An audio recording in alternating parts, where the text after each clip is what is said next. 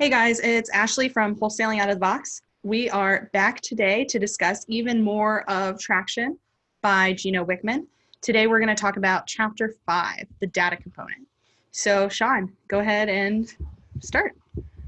Hey guys, welcome back to talking about this book, Traction. Chapter 5 is the data component, so we're going to jump right into this. Picture a small plane flying over the Atlantic Ocean. Halfway across, the captain announces, I've got bad news and I got good news. The bad news is that the gauges aren't working and hopelessly lost. I'm hopelessly lost. We have no idea how fast we're flying or what direction we're going, and I don't know how much fuel we have left. The good news is that we're making great time. Does that sound at all familiar? That's how most entrepreneurs are running their organization. They're flying blind with no data to let them gauge where they're going, or how or where they're heading, or if they're heading in the right direction. But they always remain optimistic. Only factual information can provide the basis for productive discussion and decision making. This chapter is designed to help you formulate and manage your data to let you know and take the pulse of your business consistently and accurately so that you can take effective action. You will no longer be managing assumptions, subjective opinions, or emotions and egos. So I want to stop here for a second, guys. This chapter is really important to one of the main things we talk about in our company, which is data, not drama. And it's most important to know your numbers on a daily, to a weekly, to a monthly, to a quarterly, to a yearly, like all of it, right? And one of the big pieces in our company is that we are all data driven in each individual lane, right? Every single time we talk about this, it always goes back into data. So I wanted to take a quick second to talk about that because this is what changed us as a company. You will gain the power of being able to manage your business through the chosen handful of numbers. These numbers will allow you to monitor your business on a weekly basis, quickly showing which activities are on track and which ones are off track. Once you have tracked those numbers for a while, you'll achieve a valuable ability to see the patterns and trends that predict the future of your company. Now, Yeah, I think, oh, sorry, go. Now we're going to talk about the scorecard. Oh, well, before we move on to that, I just want to talk about tracking numbers to predict patterns or see patterns and predict trends. And one of ours that we've noticed over the last couple of years as we've really been tracking our numbers is that no matter what holiday is happening, if we have a holiday that week, numbers are going to go down. And that is just because the sellers aren't as focused on it. Maybe we're not, I mean, even if we get just as many outbound calls, we're not getting nearly as many inbound calls, not getting nearly as many leads. And I mean, when I say holiday, the big ones like Christmas, Thanksgiving, Easter, 4th of July, those all have an effect, but the little ones too, like Halloween, MLK Day. I mean, whenever something like that comes up, it really puts a dip in our numbers, and it's just so crazy to think about that. But we wouldn't know that. I mean, we go into weeks and I'm like, okay guys, it's Halloween this week, numbers are going to be low, let's beat it if we can, but if not, I mean, that's how it's been the last few years, so we won't be surprised. Yeah, it's good to know this, guys, and it's impressive to see that something as simple as a Halloween as a holiday, which is one night, one day, you're leading up to it, but it affects it, and it's just unreal how that's a factor in the company, right? So let's move forward on the scorecard. Anything that is measured and watched can be improved. The concept of managing through a scorecard has been around forever. The idea has been expressed through many different terms. It's been called a dashboard, flash report, scoreboard metrics, measurables, key performance indicators, also known as KPIs, smart numbers, and so on. Whatever you call it, it's a handful of numbers that can tell you at a glance how your business is doing. The unfortunate reality is that most organizations do not have a scorecard. They lack activity-based numbers to review on a regular basis. The scorecard should cause an organizational shift. Your leadership team will become more proactive at solving problems because you've all have hard data that not only points you in current problems, but can also predict future ones. By solving them, You're assuring them that you're on track with your vision. In order to solve a problem, you must know the source of the number in the scorecard. Therefore, you can go directly to the root of the cause and create better accountability and clarity with your team. So I'm going to stop here for just a second because it says here, guys, like in the book, scorecard can be found on this page. And I think they show 116 through 122. One of the big ones that we have is our analytics sheet. So we had this thing built, and then Ashley has just made it better as everything, right? She comes in, tweaks it, makes it a little bit better than it was. But guys, these are the measurements that we see on a weekly, right? We have our huddle calls. We get in here and talk about numbers to get down to the fine-tuned metric of how many phone calls does it take to get to a motivated seller, to get to an appointment, to do a deal, to net profit, right? This is accountability on a daily to a weekly that is a must. If it's not, you will not be able to see where you're going. And like Ashley had mentioned before, you won't even know there's a dip coming or why, right? So then when you see that, you track your numbers over time and you see that dip, it's accountable. It's looked at, it's forecasted, right? You see it coming. So this isn't an issue where we weren't tracking as well before and we were like, what's going on? Like, why is this happening? Lo and behold, it's a trend, right? And trends are good as long as you can see them and recognize them. So measurables. Well, before we go on, I'm just curious for our company scorecard, what everyone thinks is the most or one of the most important numbers that we need to be tracking daily, weekly, monthly. So like whether it's number of calls or number of leads or I don't know, but I'm just interested to see what everyone's answer is. Go for it, Jacob.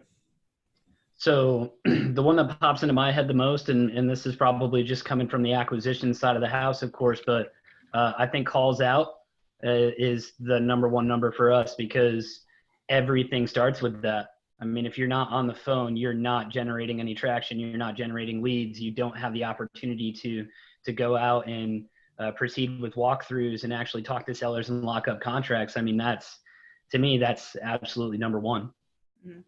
And just to be clear, when I say for us, I also mean for new wholesalers as well. Like if you want to get started right off the bat, tracking something, and I think that's a good one is outbound calls. Cam, what do you think?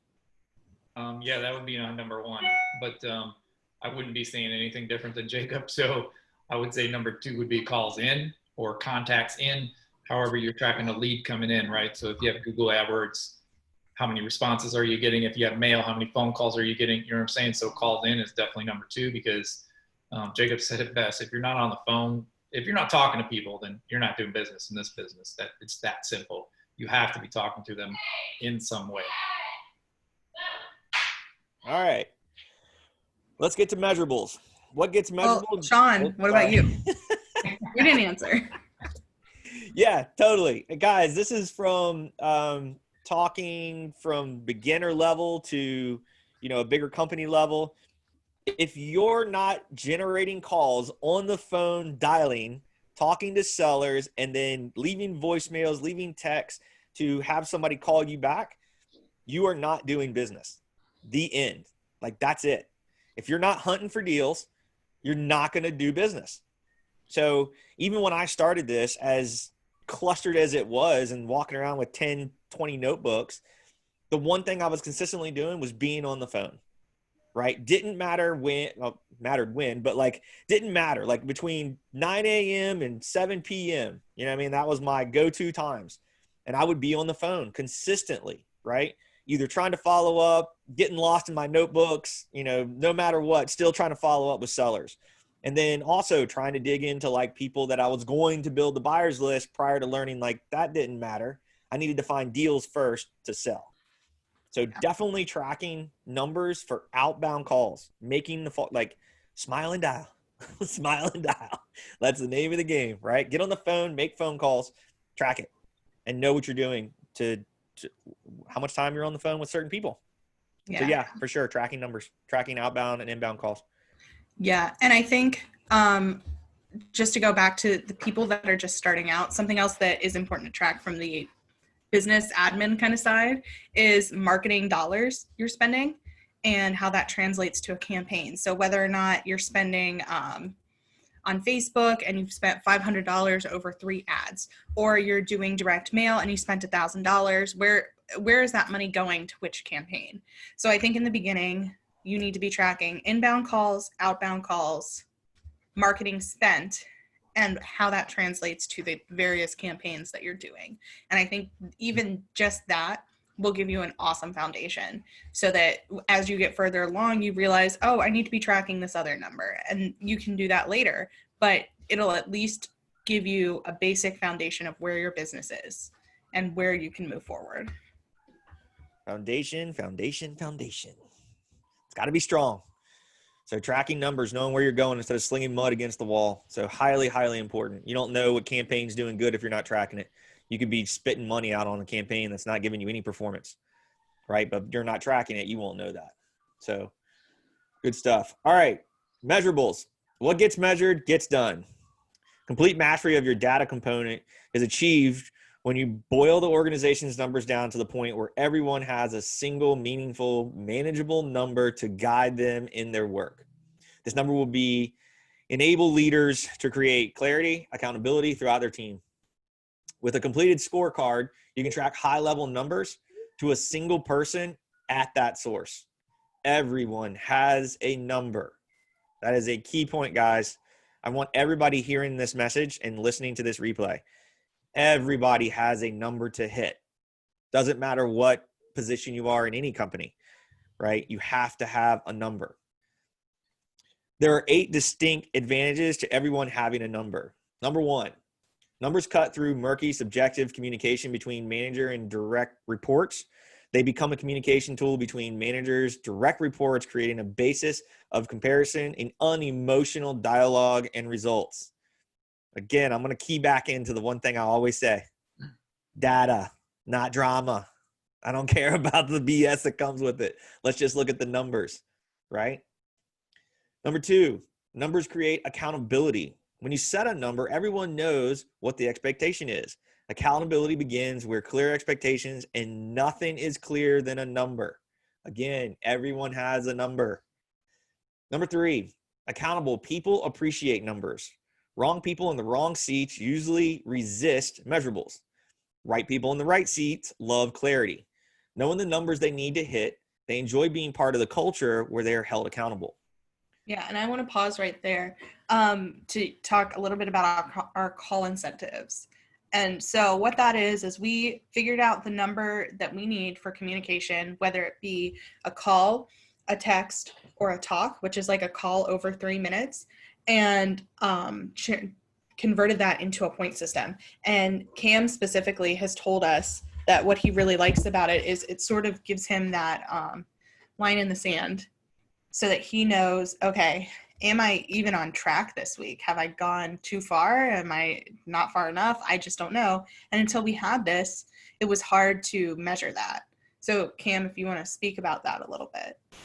Yeah, it gave us an attainable goal, right? To know, like Ashley said, like we backtrack, we know that we need to make so many contacts with the seller in order to go on an appointment, in order to get a contract, in order to get a deal, right? So what do we need to do each week? What do I need to do? What does Jacob need to do? And how many contacts do we need to have out? And that was huge because I have a problem where I'm a workaholic, like a lot of us. And without that line in the sand, I can go past it, sure. But before that, I really didn't know. And I think I would just keep going and keep going and keep going because I didn't know if I'd met a goal.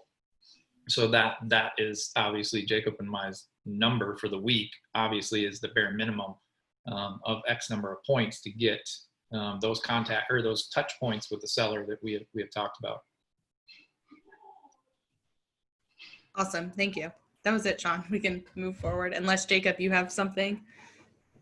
No, I mean, I think that Cam described it really well. And I think that the system that we put in place is something that, like we keep saying, right, it puts that line in the sand for us so that we understand where we need to be. And then I will say, I think the only thing that does go along with that, right? And this is obviously, if you're new to the game, this is something that you're not necessarily going to worry about right away. But when you are experienced and you start tracking these numbers, and we have well over a year's worth of data at this point, I think almost a year and a half. So the key important aspect of having all of that information is that as things change, like especially with COVID-19 and so on, as far as what that's been doing to the economy, what it's been doing to people who are looking to sell and so on, right? As those things change, you have the data to be able to sit there and flag you on it. And I think that that's been incredibly important, because if we didn't have those numbers, we wouldn't understand how we need to shift.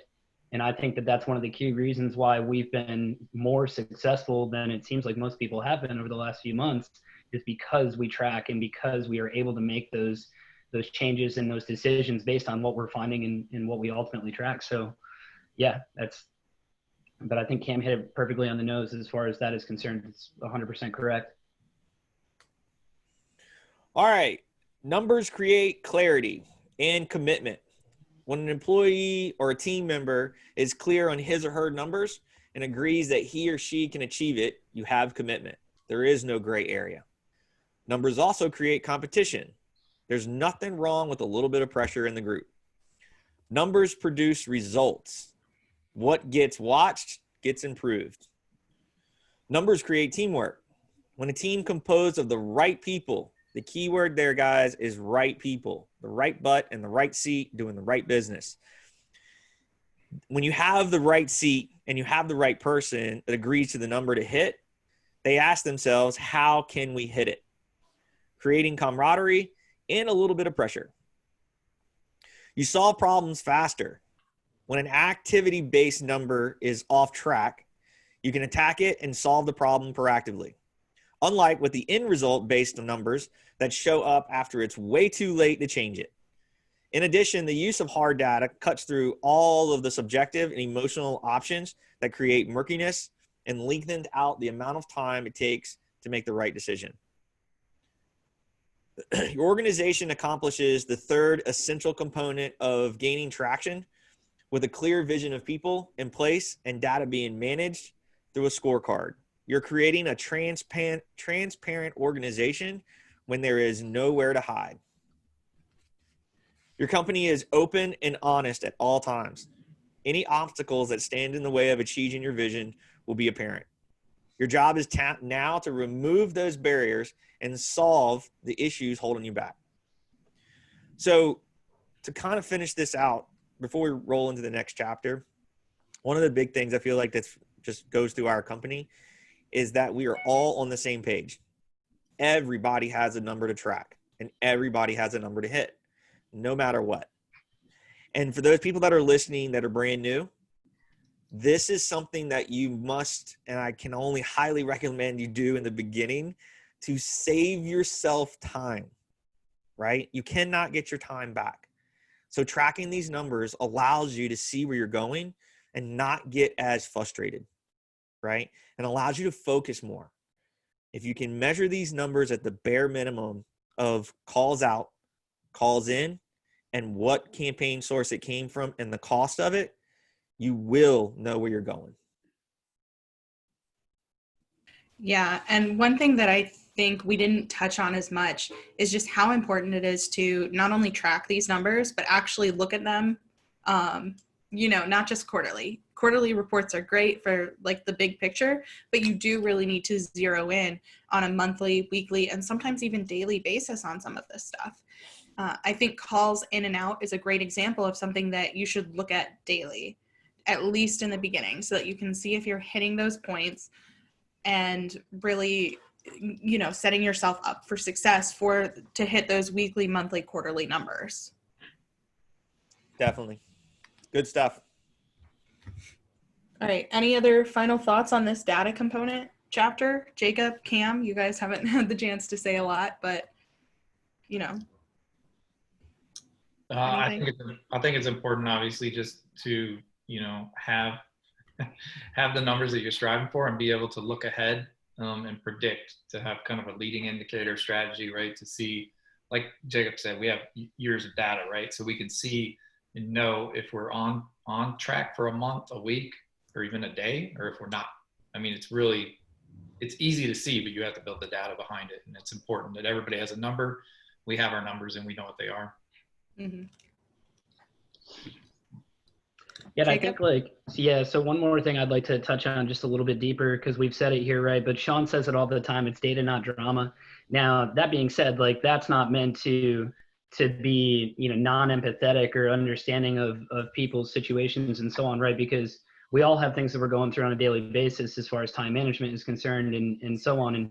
And we've had that talk multiple times. And I actually love the aspect of this, because when you do know the numbers and you understand the issues that come up in an organization, right? Like, these are people problems. So, but at the same time, when everybody understands what the number needs to be in order for the company to operate, there's that mutual understanding, right? As far as what things need to be.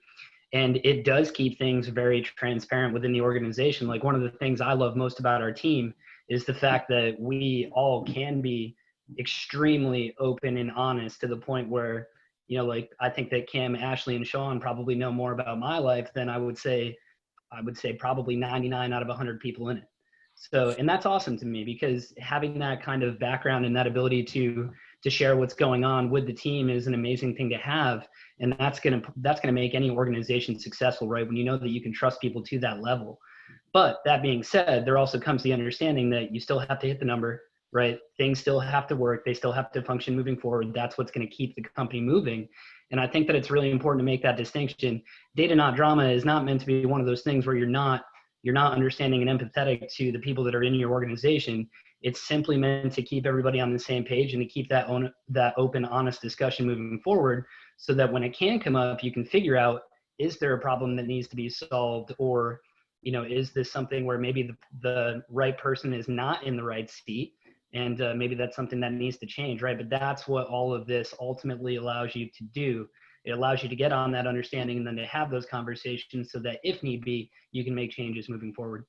So I love it. I just wanted to touch on that a little bit more, because you guys know that one's near and dear, close to my heart. So that's awesome.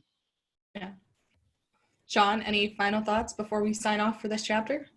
No, I guess my final thought would just be, take the time to build a really good foundation for anybody that's new to the business. It doesn't matter if this is real estate based. It doesn't matter what company you're building. It all comes down to data. So if you can set yourself up for success, I would highly recommend anybody that's brand new, bare minimum, draw it out. What does it look like? What are you tracking? Where are you going? So that, again, the word that always gets used now is the line in the sand, right? We need to get Cam a poster that says line in the sand. So the idea here is that you know where you're going. So take the time to write it down, draw it out, understand where you're going and what numbers you're going to track, so that as you grow and you bring a team on, everybody can row in the same direction. Most important of this entire discussion is tracking your numbers and taking the time to build that foundation. Yeah. All right, cool. Thanks, guys, so much for coming on to listen to us talk about Chapter 5 of Traction by Gino Wickman. We'll be back next time with Chapter 6. And if you are interested in learning more about us, we are on YouTube. We've got a podcast that's available wherever, on whatever podcatcher you listen to. And we have a website. Go to www.wholesalingoutofthebox.com to find more of our resources and more about us. So thanks again for listening, and we will see you guys next time. Bye.